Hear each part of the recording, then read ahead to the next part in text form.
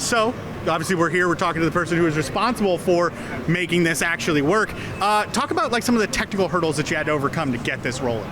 Yeah, so for very first hurdle we had to overcome, there was an issue with the electronics in like the Game Boys that caused voltage issues when you connected more than two together like this, which is probably why Nintendo didn't want them to make this adapter to begin with. Yeah.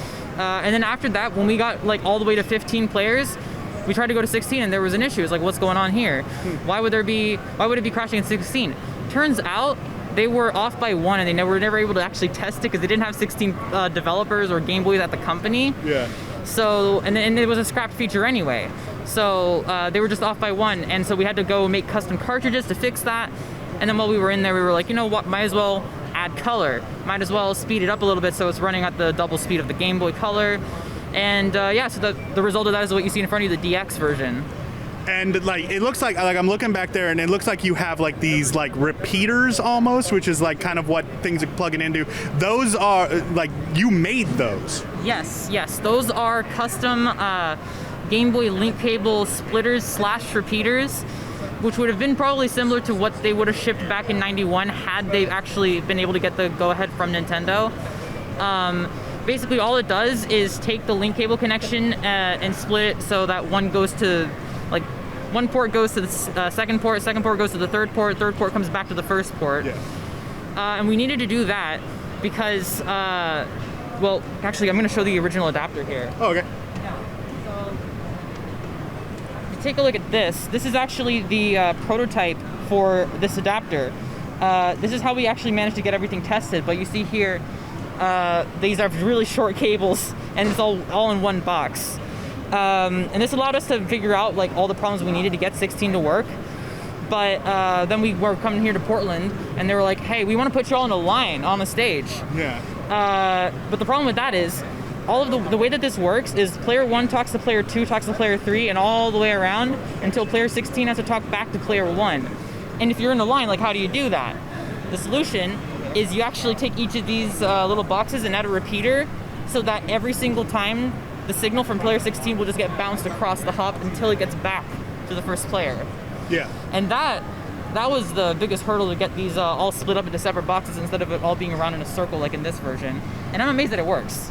Yeah, I was gonna say, because like I met in, like, you know, Derek was talking about how it's like extra challenge to get it all in a line like this, Yeah. as opposed to like clumped in like a circle. Exactly.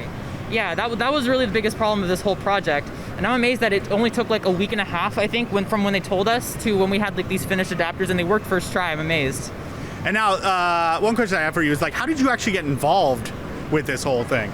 That's a funny story.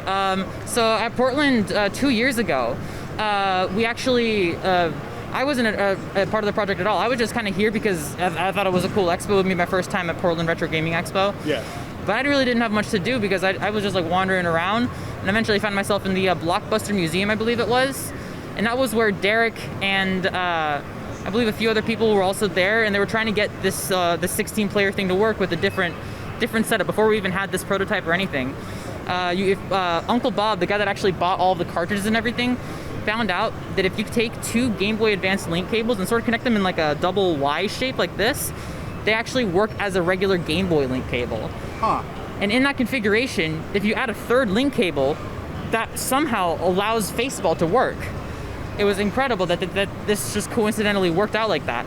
So they were trying that setup over there, but because of these issues that they didn't know about at the time, they were actually failing to get more than, I think, 8 players going at once because of that voltage creep that I was talking about. But then I just kind of wandered up. I was like, oh, I see somebody recording over there. I want to see what's up with that. And I was like, oh my gosh, it's that Faceball thing that I heard about online, because I've always been interested in like prototypes and unreleased like weird oddities and hardware and everything. So I was really interested in this whole project, and I just kind of go up and like, yeah, I would love to see if I could help you guys out somehow. And I just kind of got pulled into the project like that because I knew a little bit about it, and I've learned so much more over the whole project over the course of the 2 years that it's taken to get to this point. And so yeah, I just kind of ended up here by happenstance, and now I'm part of it, and yeah, it's been really cool. Well, it's a fantastic achievement, and it's like just absolutely amazing to see. Like, that's just killer to see that many of a single Game Boy game connected together, all playing together. It's wild. Yeah. Now, Have you gotten much time to actually go out onto the show floor at all? A little bit, not terribly much. I've mostly been manning this station up here, trying to get people to come up and try to make as many 16-player games as possible, because if you have less than 16, there's it's not as fun to play. You get more people up here, less people are standing around, and it becomes more dynamic. So yeah, I haven't had too much of a chance to go around and really explore the rest of the con. I heard that the Nintendo PlayStation was here yesterday, and I didn't get a chance to see it. It was, and we actually did get a chance to see it. And that was kind of surreal to actually get to look at. I bet, yeah. Well, from the little bit that you have been able to get out there, was that anything that jumped out at you? I mean, just the cool stuff. Everything around here being really cool. I found some weird multi-carts for Famicom, which had some hilarious text on them that I ended up buying. Yeah, just kind of been wandering around and just recognized a few faces. But yeah, I haven't really gone to any panels or anything, so. That's fair. Yeah, I've just kind of been here at the stage, and that's been really fun. Now take care of your baby. Yeah, exactly. Yeah. We got to keep resetting it every so often because, 30 link cables plus 14 of these custom boxes does not make for a stable setup. Yeah, I can't imagine that is at all something that lasts for very long before something gets screwed up. Well, surprisingly, it actually lasts longer than we thought, because every time we would use this kept crashing every couple of games. And it was so annoying to debug and figure out what was going on with it, because it's all in one box. We can't really disconnect players 1 through 4 and then have them separately. But with these, we just could put everything on its own loop and figure out exactly what the issue is. Yeah. And yeah, that had really helped with keeping everything stable. And it's been stable even without having to debug it. It's been incredibly stable compared to this thing. We've had it going for hours without it crashing.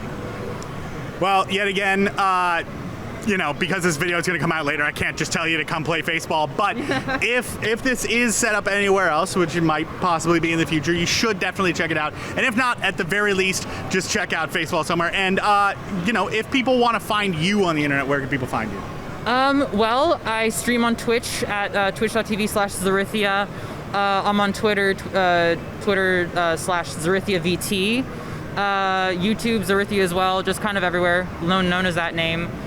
Yeah, and sometimes I'll do programming stuff on there. Sometimes I'll do electronics repair, just play games sometimes. Yeah, it's a fun time.